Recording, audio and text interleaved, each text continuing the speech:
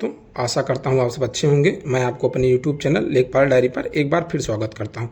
आज जिस important topic के ऊपर हम वीडियो बनाने जा रहे हैं उसमें हम देखेंगे कि आपकी वेतन वृद्धि कब प्रदान की जाएगी। जो आपके नए लेखपाल साथी जिनका ज्वाइनिंग जुलाई में हुआ या सेक्रेटरी जो वीडियो के साथी हैं जिनका ज्वाइनिंग लगभग आपके नवंबर में दीपावली के करीब हुआ है, उनको प्रथम इंक्रीमेंट कब प्रदान किया जाएगा इस एक लेटर से। क्योंकि ये लेटर हमारे लेखपाल भाइयों के संबंध में, पर इस एक लेटर से हम दोनों के बारे में देख लेंगे कि उनको आखिरकार प्रथम वेतन वृद्धि आपको कब प्रदान की जाएगी। मैंने अभी कुछ दिन पहले एक वीडियो बनाया था जिसमें मैंने उत्तर प्रदेश लेखपाल सेवा नियमावली के बारे में बताया था, जिसमें मैंने आपको डिटेल से बताया था कि उनको प्रथम इंक्रीमेंट कब प्रदान किया जाएगा। लेकिन उसमें थोड़ा एक दो शब्दावली का प्रयोग किया गया था जिससे थोड़ा संशय हो रहा था कि प्रथम वेतन वृद्धि उनको आखिरकार कब मिलने वाली है।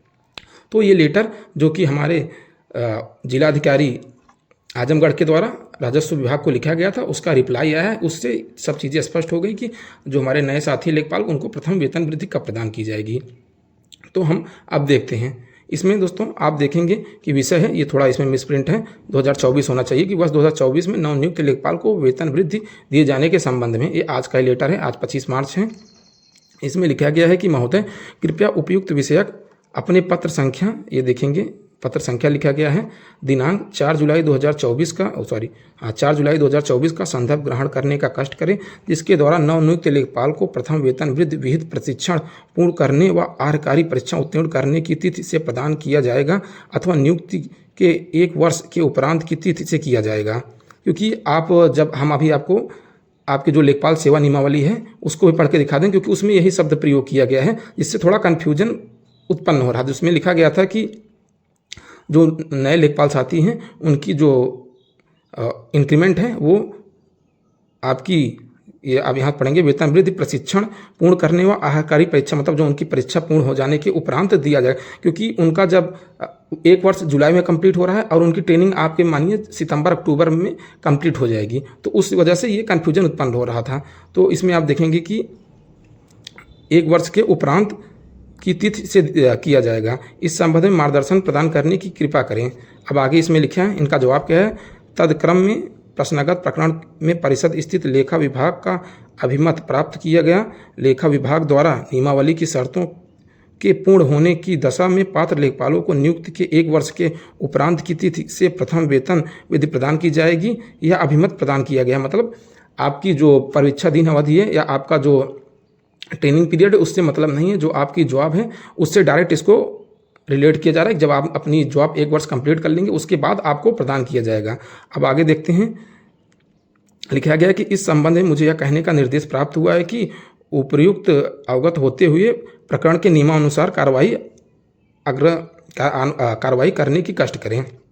तो ये था, इसमें ये बातें स्पष्ट रूप से बता दी गई हैं कि जैसे लगभग साथी थे जो हमारे 10 जुलाई के आसपास या 10 जुलाई 12 जुलाई 15 जुलाई को उनका 1 वर्ष कंप्लीट हो रहा है। उसमें यही कहने का मतलब है, क्योंकि अगर आप अपना ट्रेनिंग पीरियड देखेंगे तो आपका जो ट्रेनिंग पीरियड है वो आपका सितंबर में कंप्लीट होगा।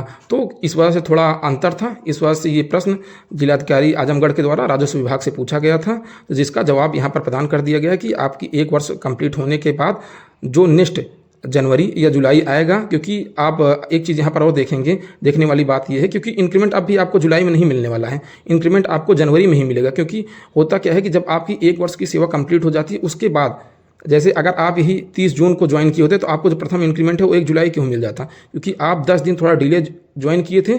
इस वजह से ये आपको इंक्रीमेंट जो कि मिलने वाला है ये आपको 1 जनवरी को इंक्रीमेंट जाके आपको मिलेगा।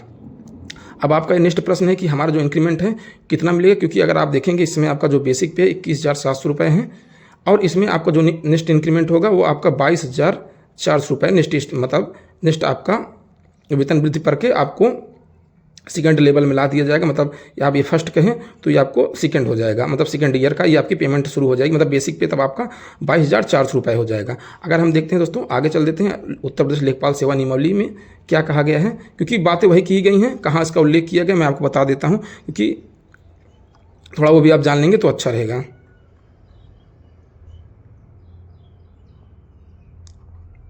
तो दोस्तों ये देखेंगे हमारे उत्तर प्रदेश लेखपाल सेवा नियमावली है। अगर आप इसका PDF लेना चाहते हैं तो हमारा टेलीग्राम चैनल है लेखपाल डायरी के नाम से, उस पर मैंने ये PDF डाली है, वहाँ से आप जाके इसको डाउनलोड करके पढ़ सकते हैं।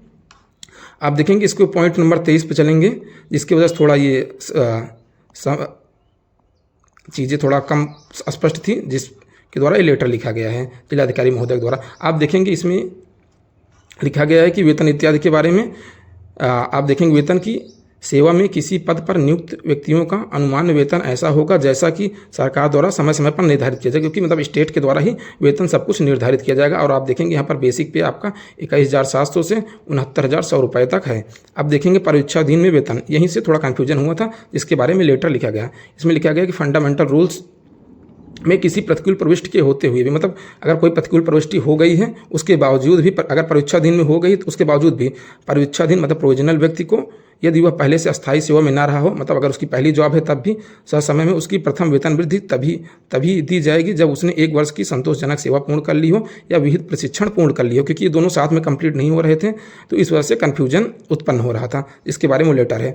अब आगे चलते इसमें लिखा गया है कि आहरकारी परीक्षा उत्तीर्ण कर ली हो और द्वितीय वेतन वर्ष 2 वर्ष की सेवा के पश्चात तभी दी जाएगी जब उसने परीक्षाधीन अवधि पूरी कर ली हो तथा उसे अस्थायी कर दिया गया हो। मतलब प्रथम इंक्रीमेंट तो आपको दे दिया जाएगा, द्वितीय इंक्रीमेंट आपको तब दिया जाएगा जब आपको अस्थायी कर लिया जाएगा। क्योंकि इस केस में जब हमको प्रथम इंक्रीमेंट 1 जनवरी 2026 को मिल रहा है, तो आपका जो नेक्स्ट इंक्रीमेंट है वो 1 जनवरी 2027 को मिल जाएगा, क्योंकि आप की जो परीक्षाधीन अवधि है वह जुलाई 2026 में ख़त्म हो जाने वाली, क्योंकि आपका 2 साल की परीक्षाधीन अवधि है। उस हिसाब से आपका जो ये प्रोविजनल ईयर है वो 1 जनवरी मतलब जुलाई 2026 में कंप्लीट हो जाएगा, 2 साल कंप्लीट हो जाएगा। और आपको नेक्स्ट इंक्रीमेंट जो दूसरा इंक्रीमेंट है वो आपको 1 जनवरी 2027 से मिलने लगा। फिर इसी प्रकार आपको जो इंक्रीमेंट है आप सभी साथियों को 1 साल बाद प्रदान किया जाएगा। तो आपको अगर जानकारी अच्छी लगी हो तो चैनल को लाइक शेयर और सब्सक्राइब कर दीजिएगा दोस्तों।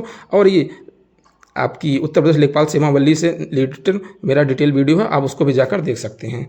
Thank you for watching my video.